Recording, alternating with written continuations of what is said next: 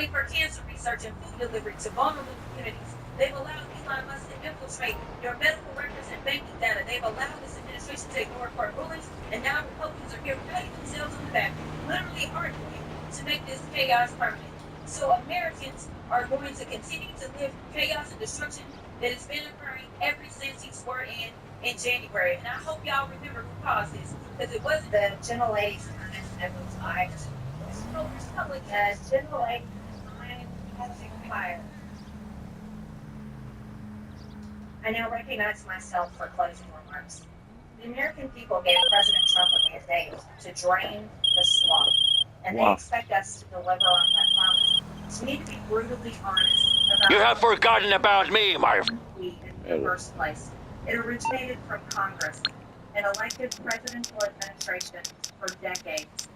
We are grateful that President Trump's DOGE team has already identified at least $180 billion. Hey, what's up? Savings.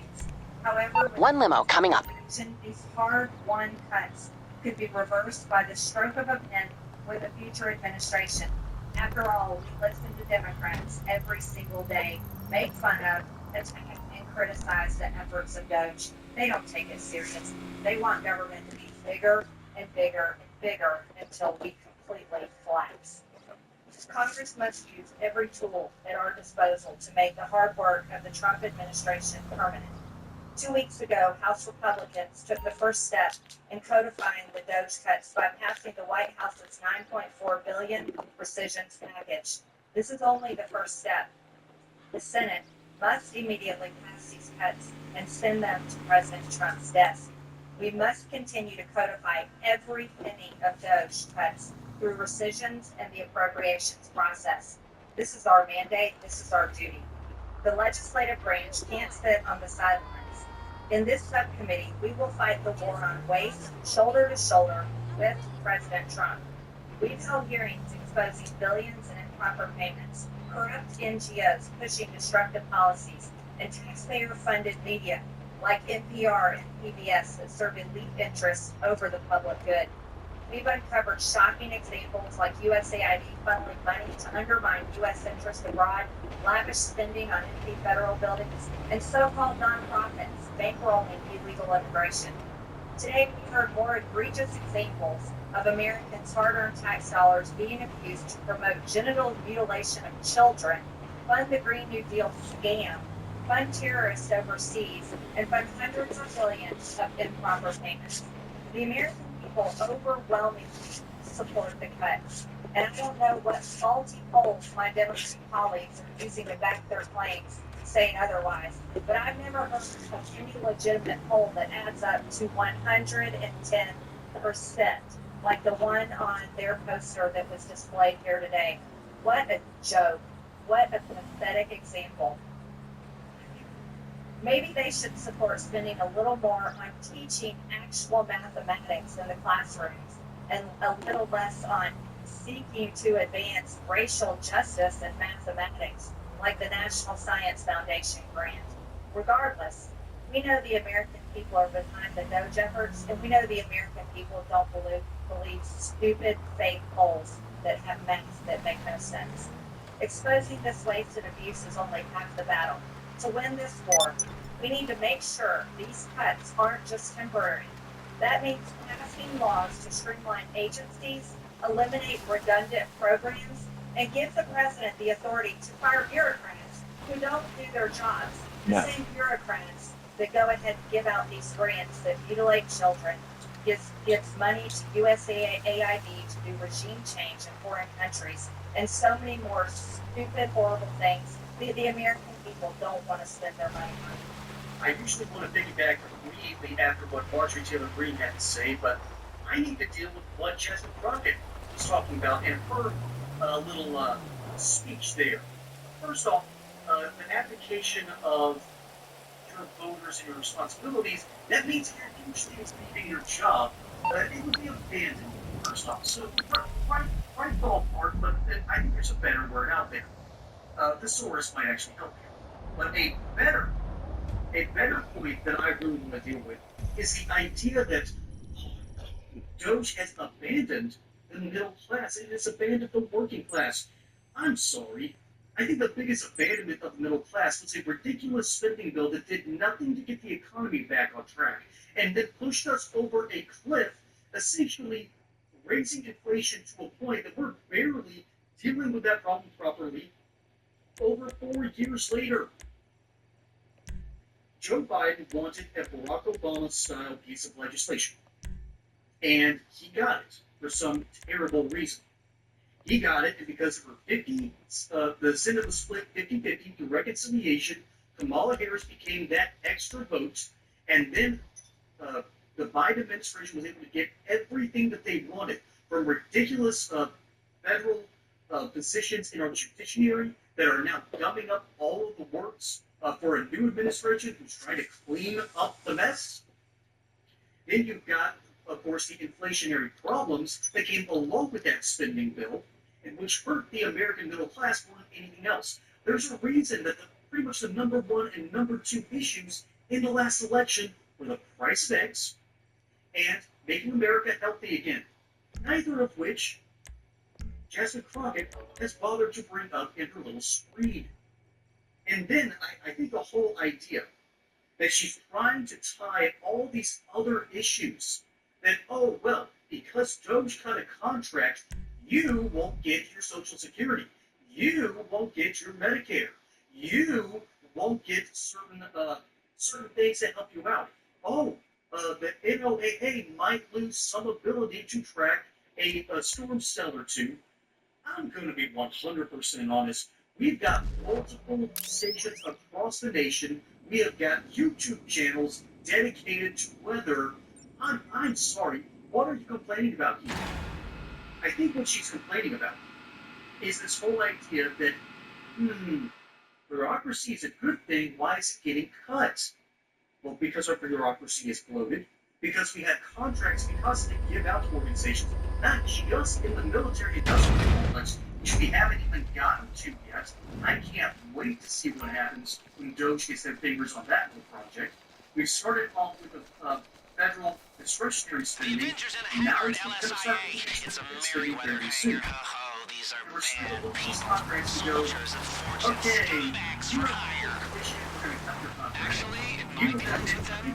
They've been perfectly pleasant. You that's really hired causing Merryweather? problems here and there. Yeah, But you know of what we course. have? Really We have helped with our this cool third-tier thing called the territory internet. rollout. We So have much this cool local thing called knowledge in social media. traditionally We have this cool business-averse thing economies. that can allow By for local local knowledge, you mean transparency who to to see bribe and who to kill? to start They're marvelous solving some of these consultants. issues from a You know legislative Don perspective, Percival? and not just No. an executive. The Jasmine Crockett doesn't want the problem solved. She wants the bloat and the sludge to continue to pile up. She wants our bureaucracy stronger than ever, when the reality is we need to take as much power from these bureaucrats as we can and give them back to Congress. And people like Jasmine Crockett don't want to do the extra work and instead want to give it over to the hands of the Okay, bureaucrat you're coming up on class. the Merryweather This is hangar. The key cards will called get you in without disturbance. I see state no reason to seated anticipate squad. anything other than a That's what smooth we're talking operation about here. here. We're not talking about these Chevy Batmobiles, though that could definitely be a part of the conversation.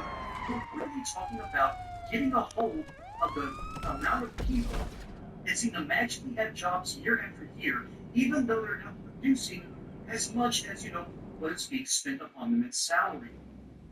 Jasmine Crockett wants to defend that because it means You she should gets have to eyes on the see Avenger now. responsibility away from Congress and then give it to the presidency or give it to the courts. And that way, Congress doesn't have to deal with those issues, and they can just argue about where the transportation money goes, who to bomb next, even if they ever get to that point.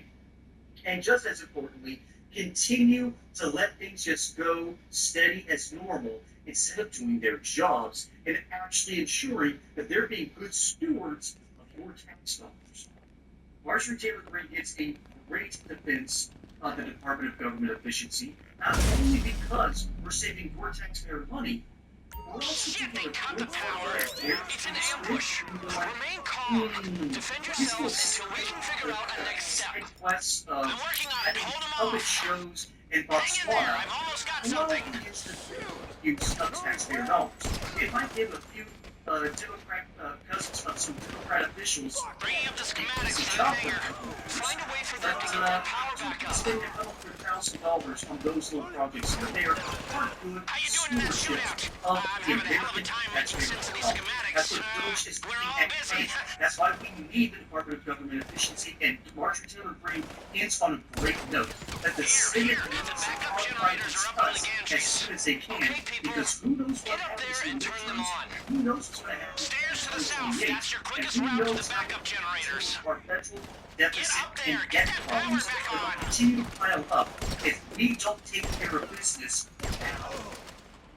Folks, my name is Brian. Please try that segment here on Political. Don't forget to like and subscribe. Catch you on the next one. Until then, y'all have a good one.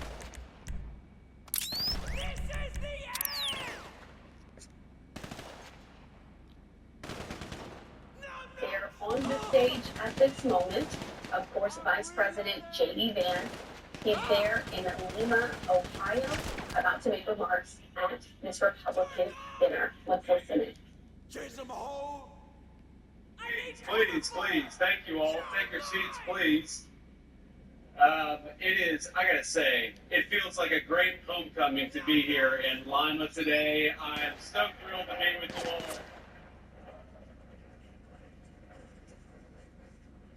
Now, I gotta say, my chief of staff is a great guy. He told me, thank you. You probably don't know who he is, but you're celebrating him anyway. He just got engaged, actually, so I'm very proud of him. He's doing things the right way, but, he told me on Monday, which I guess is yesterday, he said, sir, I think we might have to cancel this trip to Lima. And I said, I'm not canceling this trip to Lima for anything. I've been looking forward to this for months. We're not canceling this trip to Lima. And I don't know if you guys saw it, but there's nothing going on in the news at all that would justify me canceling this trip to Lima. Why the hell would we cancel the trip to Lima, Ohio? It's a boring day in the White House, as you guys have probably seen. So, let me offer a few words of appreciation. So, I could probably thank half the people in this room, and I'm so thrilled to be with you this evening. And there are a few by name that I want to call out. So, first of all, and I'm not even going to try to pronounce your last name, I never do, but Alex T., the great chair of the Ohio GOP. Thank you, Alex, for everything that you do. I've got to thank, and this is, guys, you should be glad I asked about this. I thought, because it says here, Senator Tony Schrader, but I know Tony, and he's not a locally politician. He is actually the guy who operates behind the scenes. So our great GOP Central Committee man and also the chair of the Putnam County GOP, Tony Schrader. Tony, where are you, man? I love you.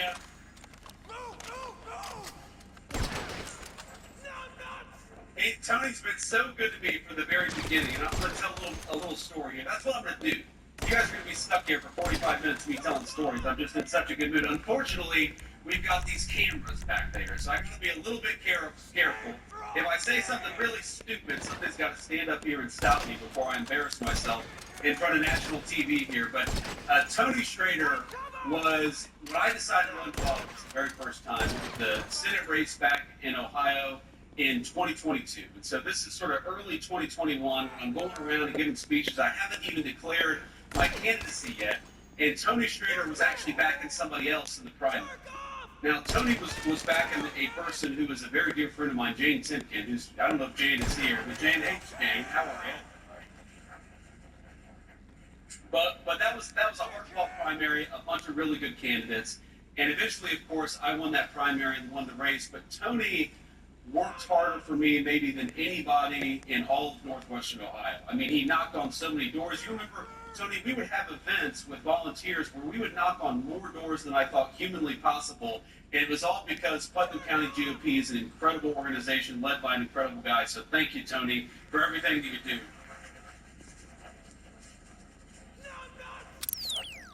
Of course, no thank you here is complete in Lima, Ohio, without thanking our great Allen County GOP Chairman Keith Cheney, who has an incredible voice.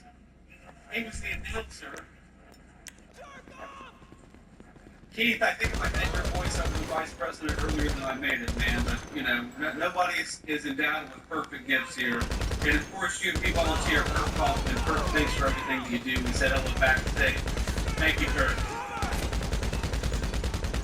I thank you. Please guys by name, at least until I notice somebody else's face in the crowd here. But people always ask me what it's like to be Vice President of the United States, and I'll tell you a couple of stories that illustrate that. So first of all, I didn't know that the president would make me his vice presidential running mate until literally the morning of the GOP convention. And if you walk back in time, you remember what happened. So the Saturday before the GOP convention, the president, I actually flew down to Florida to meet with the president, and we talked. The first time I'd ever talked with him explicitly about becoming his running mate. And he said, I'm not sure what I'm going to do, but it's probably going to be you, so go have fun the next couple of days. How do you have fun the next couple of days when that's what the president tells you? And of course, so that evening he flew up to Pennsylvania to do a rally in Pennsylvania, and that was the famous moment where he turned his head and missed. I think it would have been one of the great tragedies in American history, not just a tragedy for him personally. I really do believe, I'm a person of faith, I imagine most of you are too, I believe the hand of God prevented America from experiencing great national tragedy in that moment.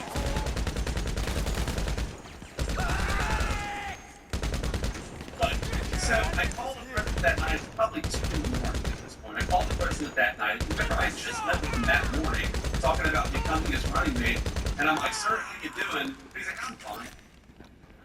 He'd just been shot in the ear. I'm fine. Nearly lost his life, but totally fine. He goes, how's it playing out there?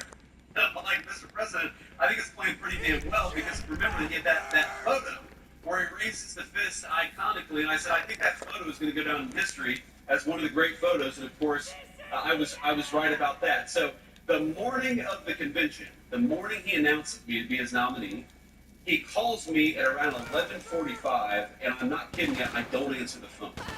And I don't know what had happened. We had just landed in Milwaukee. We've got 3 little kids. It was a hot day. We were trying to get through all the security to get to our hotel room. I don't know what happened.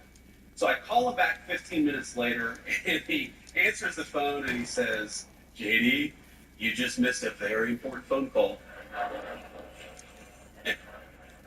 I said, yes, Mr. President. And he said, I'm going to have to select somebody else now. And of course, my heart stops, and I think he's actually going to do it. But then he asked me to be his running mate. He actually talks to my son, and, the rest is history, right?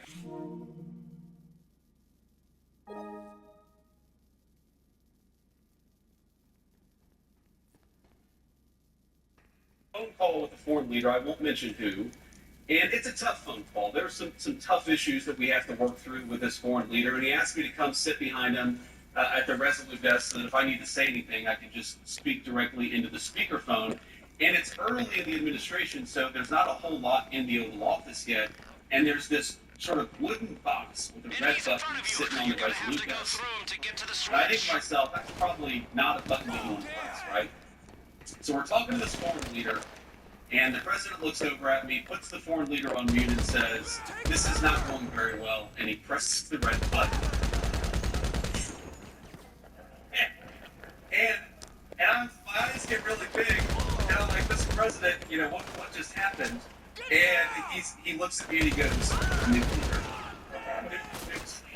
Come on, people, we need And lights. 2 minutes later, a guy walks in with a Diet Coke, and he looks back at me and he says, it wasn't nuclear, it's just a Diet Coke button. And so that's the kind of guy, my fellow Republicans, that we have as the President of the United States, a guy who can do a good job, but keep a sense of humor.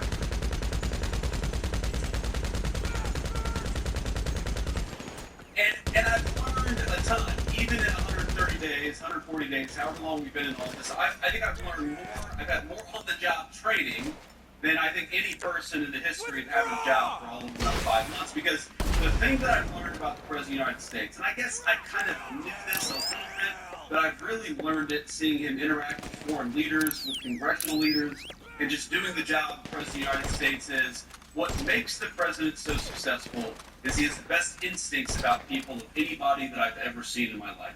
He knows when somebody is selling a load of BS. He knows when he's making progress, when he needs to cut something off. He knows when he's dealing with somebody that he can trust, and he knows when he's dealing with somebody that he can't trust. And I think if you think about everything that comes across the president's desk, I mean, just on, I guess this is yesterday, on Monday alone, The President of the United States, of course, we were trying to figure out what we were doing with the Israel-Iran situation. Of course, we had just launched the wildly successful attack that destroyed the Iranian nuclear facilities, and for no one else, thank you. But we know the Iranians are going to counterattack, and we're kind of trying to figure out, is it going to be a real counterattack, or is it going to be something more symbolic, more face-saving?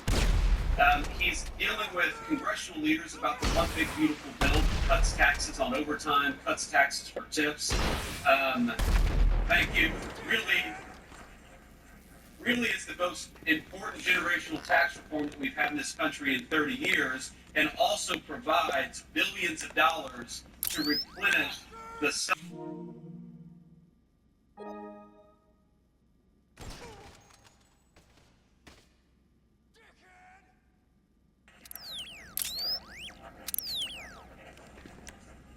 So we're doing all these things, and that's just one Monday at the White House, and there's no person that could possibly, read all the briefing materials, the tens of thousands of pages of background on all this stuff. But what you need in that Oval Office is you need somebody with good instincts. You need somebody who can tell when a person is negotiating on behalf of the American people, and you need somebody who knows when they're negotiating against the interests of the American people. And I'll tell you, you do not want to be a person in Donald Trump's Oval Office who's negotiating against the interests of the American people, because he'll throw you the hell out and tell you exactly what he's going to do.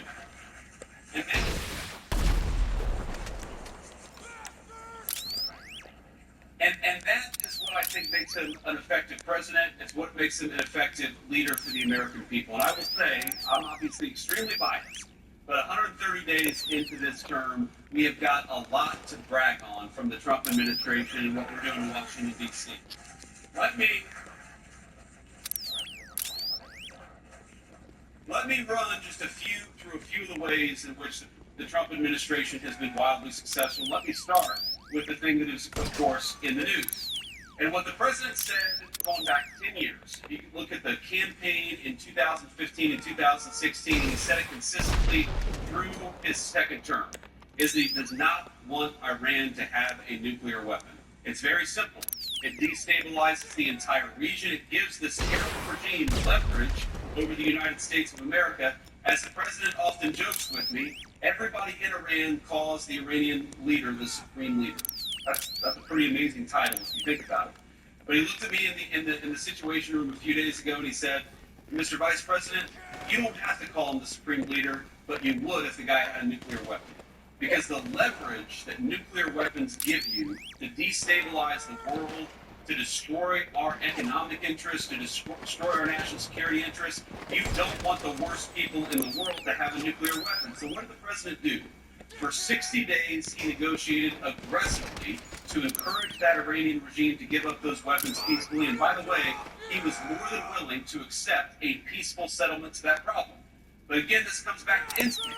When the president realized that there was not going to be a peaceful settlement to that problem, he sent B-2 bombers and dropped 12 30,000-pound bombs on the worst facility and destroyed that program.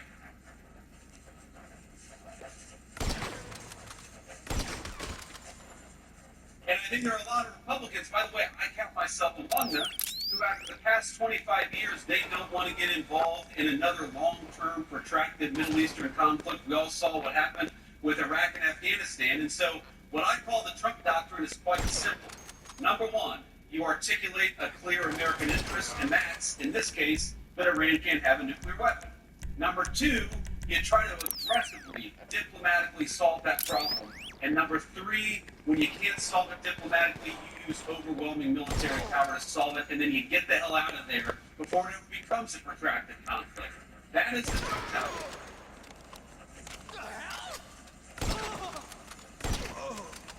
And to the Americans who are worried about this becoming a protracted conflict, I think the president solved that very quickly. Not only did we destroy the Iranian nuclear program, we did it with 0 American casualties, and that's what happens when you've got strong American leadership.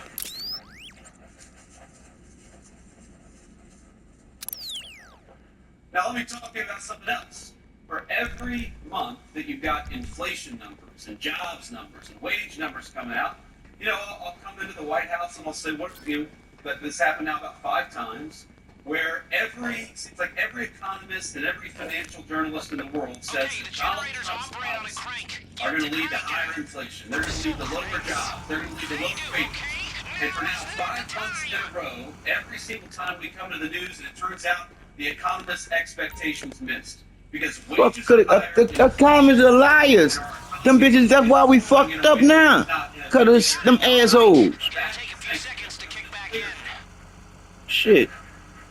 It just show you that the economists ain't worth a fucking quarter. Because when the president came into office, he said rightfully he's been saying for 30 years that we have got to stop allowing foreign companies to take advantage and foreign countries to take advantage of the United States of America. Why in God's name would we allow cheap slave labor manufactured stuff from a foreign country to come into our country, undercutting the wages and jobs of American workers?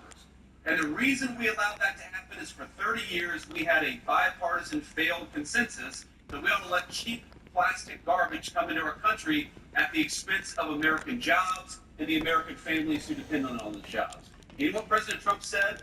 On April the 2nd, he said, if you try to undercut the wages of American workers, if you try to bring in this crap, if you try to expose the American worker to an economic unfairness that you don't force your own countries to deal with, we are going to slap a big fat tariff on what you bring into this country. We're going to penalize you.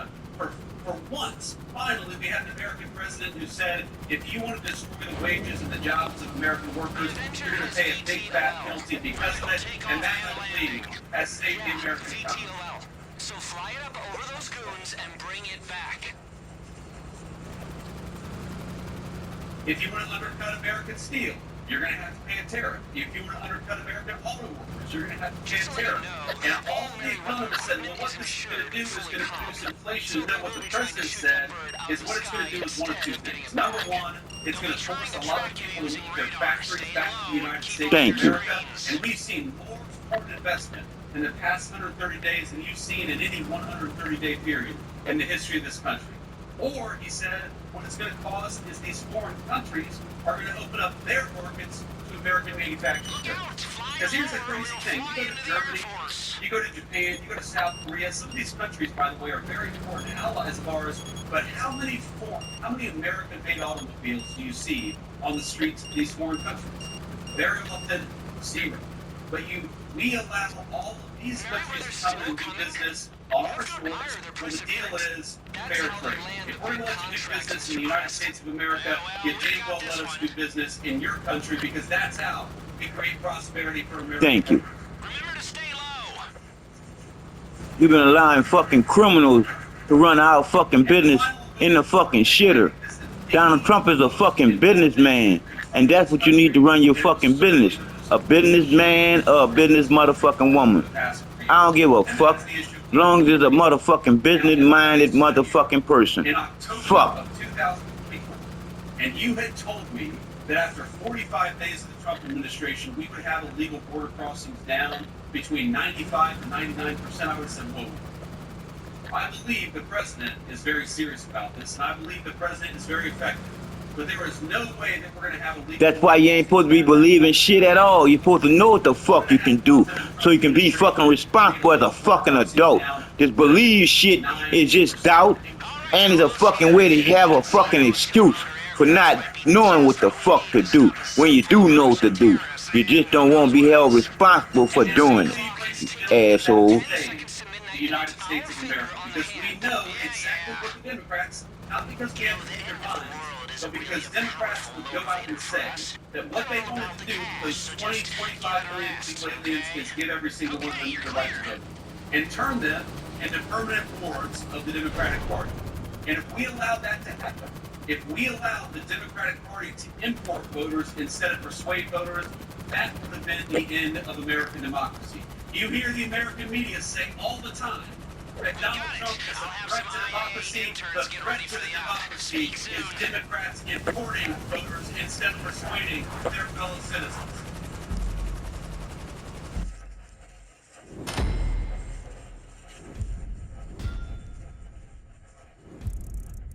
And now we have largely solved that problem. If you look, for the first time in 50 years,